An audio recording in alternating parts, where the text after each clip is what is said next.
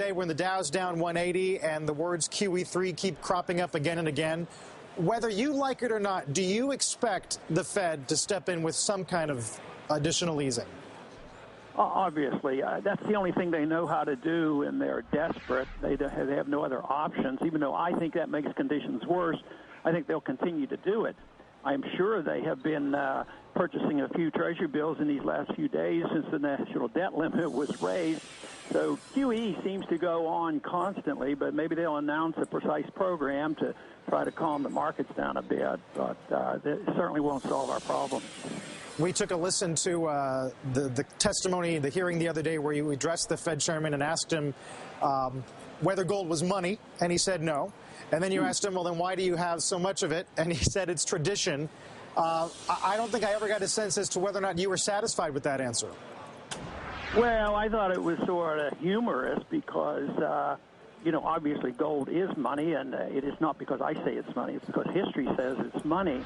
And all central banks essentially hold gold, and a lot of central banks are buying more gold. The West, of course, has been looking down on gold and getting rid of it, but the countries that are more productive than we are in the Far East, they're buying gold. So gold is money, and you can't eliminate it as money just because our Federal Reserve Board chairman say it's no longer. Besides, my argument also has been that the law of the land, which is the Constitution, still says that gold and silver is legal tender. That's never been repealed.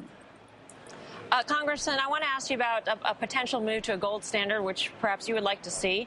Why would you want to move to a standard which is based on an asset which the U.S. does not have control over? We're not the major holder of gold assets around the world. Other countries are. I don't think that's all that relevant. I think if you're a prosperous country and you produce, then you can defend a gold standard. But I'm not so much in dictating anything. I'm wanting to allow the market to choose. I think we can do much better than what we had in the 19th century, where we had fixed ratios between gold and silver. I think we need a much more modern approach. Matter of fact, as much as I'm against the Fed, I'm not for closing the Fed. I want competition. I don't want people to go to jail because they use gold and silver as legal tender.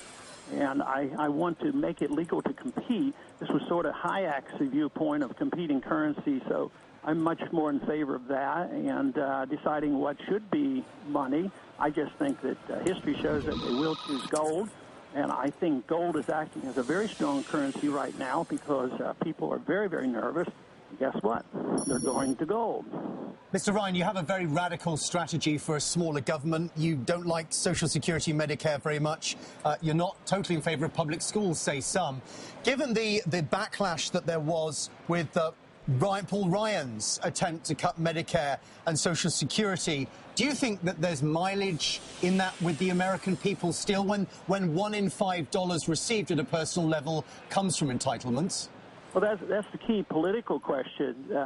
Assuming that probably 51% of the people are still anxious to get a check from the government and 49% are tired of paying it, I would say my views are very appealing to those people who have to work for a living. And those others who might lose their benefits are very nervous about it. But my programs wouldn't cause the loss. The loss is coming anyway because these programs are ending because our country is bankrupt and we won't be able to afford them. Even if we have now opted to keep sending the checks out, and we're not going to declare a default by not sending the checks, we've decided to print the money and send them checks that have less value, and that's why the standard of living is going down. So those programs are not viable, just as our foreign policy and our foreign occupations. That is not a viable option anymore either. You voted no on the debt ceiling vote. You said you'll never vote to raise the debt ceiling. You never have and you never will. But since it is now the law of the land, how would you structure this super Congress committee if you could do it? Because a lot of cynics say it's going to be 6-6, and it's going to be awfully difficult to find someone who will want to bargain and make it 7-5.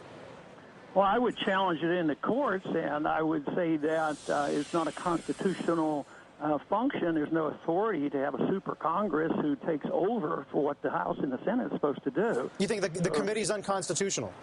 Oh, yeah. Oh, I don't think there's any doubt about it. Where does it say that we can set up a program like this and then pop something back into the House and the Senate and say you have an up or down vote? You can't take it to a subcommittee or full committee. You can't negotiate it, and you don't know what's going on there. So, no, that is not what was set up by the Constitution. That's so far removed from what was intended that it almost becomes a silly notion. And it's not going to solve the problem, you know.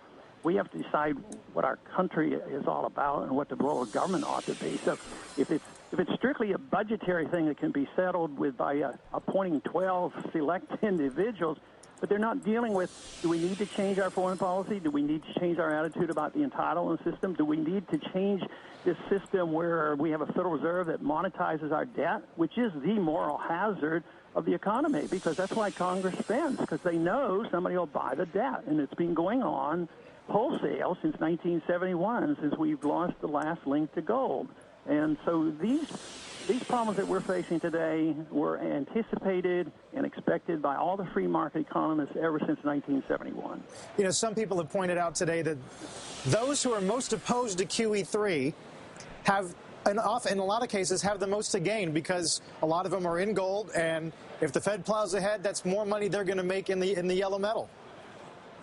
Well, I think I understand what you're saying, that my policy would be that if they followed my policies, the gold coins that I hold will not go up in dollar value anymore. That is true. It sort of contradicts it. But if you have sound money, gold in many ways remains more stable in relationship to the dollar. So how badly do you feel the need to enact change at the moment? If you don't get the nomination of the Republican Party, would you consider declaring as a libertarian third-party candidate, even if that split the anti-Obama vote? Well, I think whether it splits the anti-Obama vote or not is pretty irrelevant, but I've not given that option any consideration. Congressman, it's good to talk to you as always, and we're watching closely with that Ames straw poll just a few days away. Thank you, Carl. Good to be with you. Congressman Ron Paul. All right, we, of course, will have much more on the market sell-off right after this break. Right now on the S&P 500, we're down by 1.6%.